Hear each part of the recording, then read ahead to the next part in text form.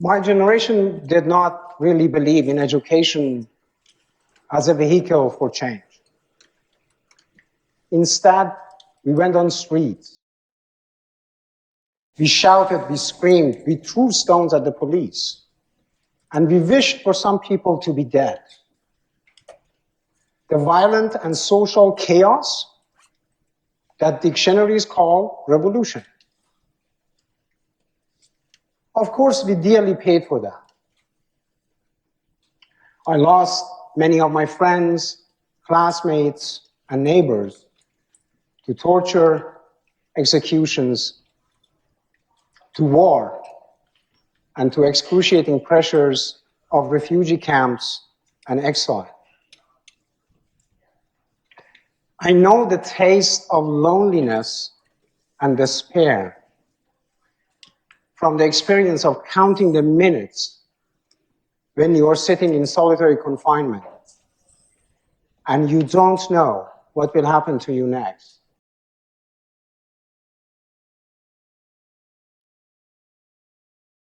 But none of that come close, can surpass when you as a teacher hear that yet another student has committed suicide. Stress, depression, anxiety, and suicide have become part of our education system. And nobody should be surprised by that.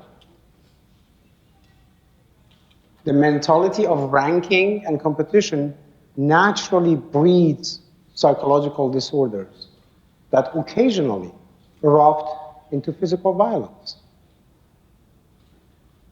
And this ranking mentality is omnipresent, is everywhere.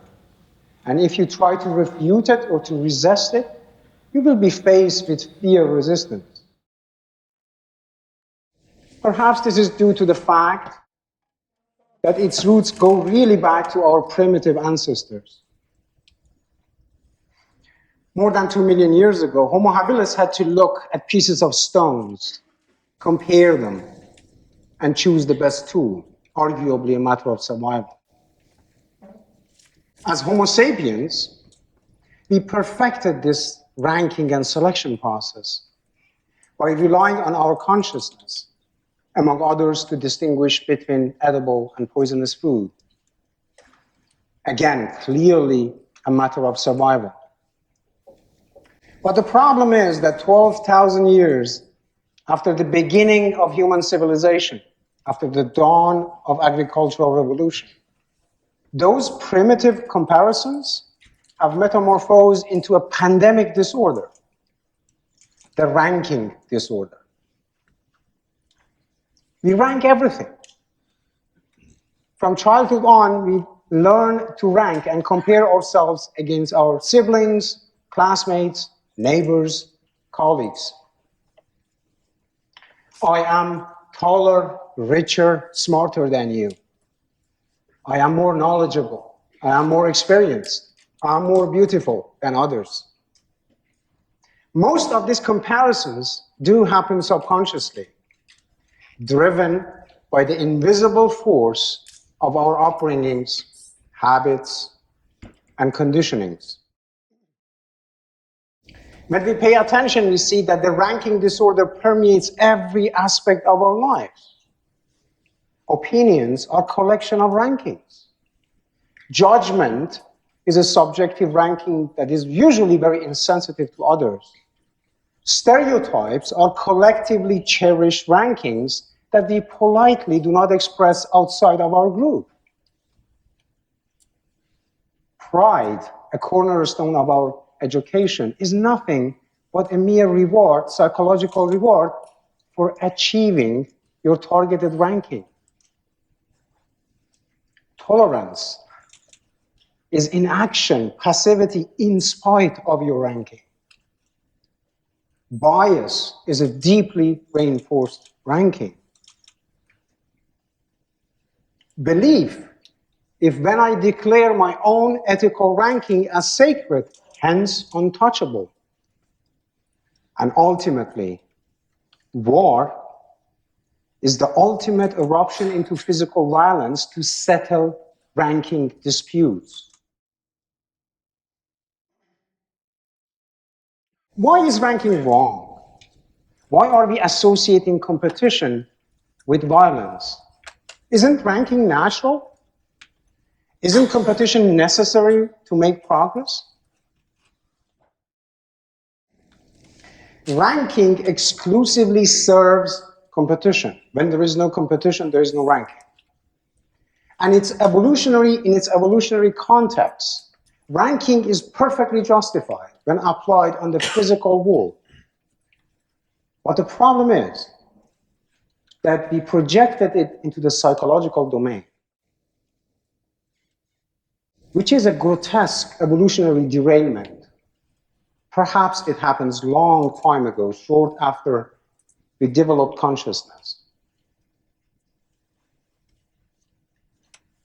Now, the very education that one might dare to expect should prepare us for life is completely consumed by this ranking disorder. We constantly compare our students, rank our students, our professors, our schools, our universities. 5 minutes after I received the news of the student suicide, an email invites me to celebrate highly ranked students.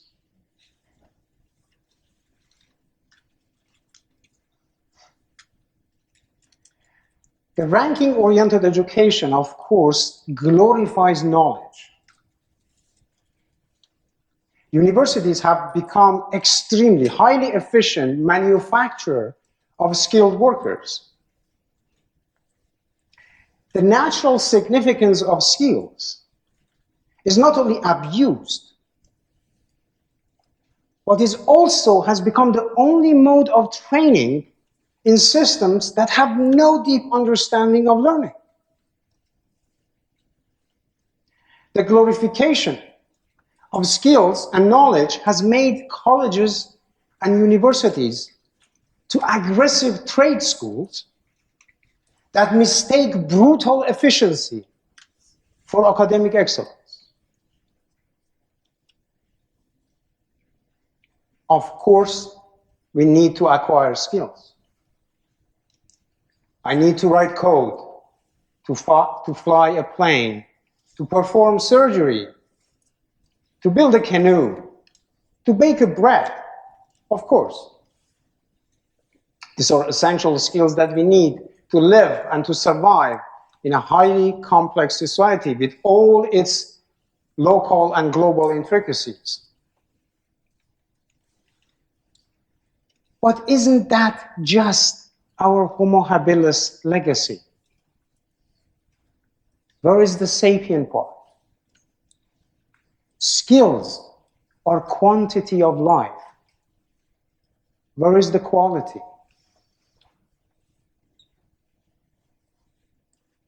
If sapient is not a self-indulging misnomer, then education should prepare us to discover and to nurture intelligence. Intelligence is neither a set of skills nor a bundle of knowledge.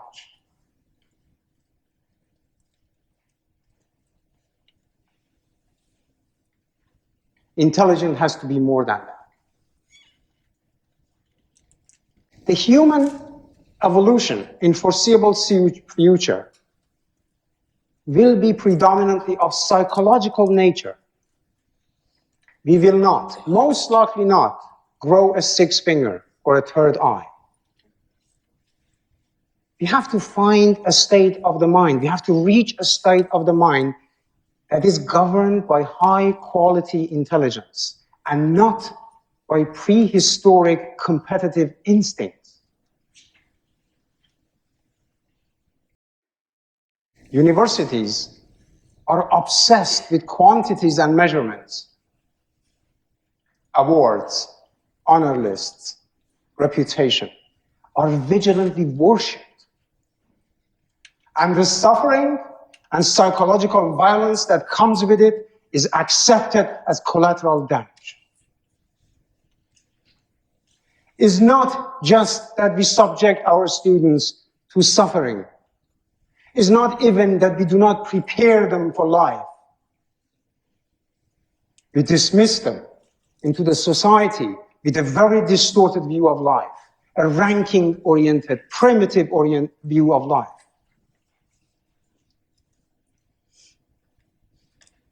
Our brain development continues well in our 20s. The prefrontal cortex is crucially responsible for planning, for decision-making, for logic, reasoning, for relationships, basically for everything that makes us human. Now here a question for educators.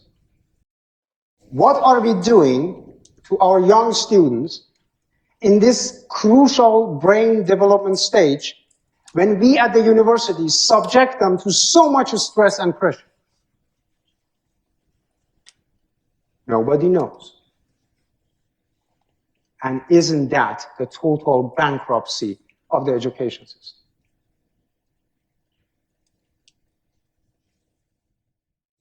It's not like we are not doing anything. We have done some stuff. We are really good at ideas. We have invented some theories for education. We have perennialism, essentialism, progressivism. We have social reconstructionism, and some other isms. We do homeschooling, unschooling, deschooling. We have created a large number of alternative schools. And if you look, in some of them actually may see traces of the right education that is not ranking-oriented. But the problem is that we usually fail to recognize the actual root cause of the misalignment. Or we refuse to change because we are not serious. So any attempt, any serious attempt to find a solution, to develop a new understanding of education, has to start with the fundamental question: do we love our children? Do we care about our students? Please don't take this question lightly. Do we want our children to have food and shelter and be physically safe?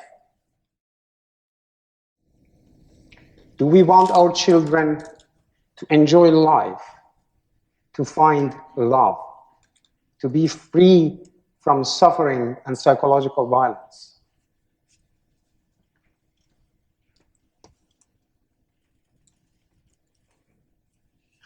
Maybe we don't know how to go about this. It's not easy. Maybe we have to put a lot of effort to investigate, to start a dialogue. But if we are serious, if we are passionate, for passion is the intensity of understanding. If we really care, maybe we can recognize the silhouettes of the right way of education, which is not, cannot be ranking-oriented. Maybe we have to start to teach our students to think slowly. A mind that thinks fast is prone to prejudice, to judgment, to self-centric views. A mind that goes slowly, goes deep, is sensitive to words and relies on perception and not on memory. Maybe we have to teach our students to ask questions. A mind that asks questions is a dynamic mind, is a mind that does not get imprisoned in the disorder of ranking and the perpetual anxiety and depression. An inquisitive mind questions norms, expectations, benchmarks, traditions, conventions, and the very assumption of certain knowledge. We have to start to teach our students to be sensitive. We have to learn to be sensitive. When there is sensitivity, there is no ranking. Can you observe yourself in situations that you choose to not express your opinions because you don't want to hurt somebody? We have to be sensitive to others, to animals, to nature at large. We have to teach to learn and not to collect knowledge. We have to teach to perceive and not to conceive when we are dealing with human relationships. We have to teach to care. If life is the most precious and sophisticated what million years of evolution has created on this planet, then compassion is the emergence of pure intelligence.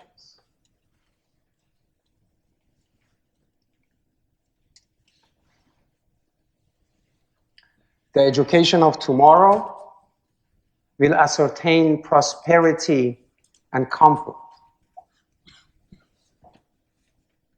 The education of tomorrow will also bring us joy and beauty.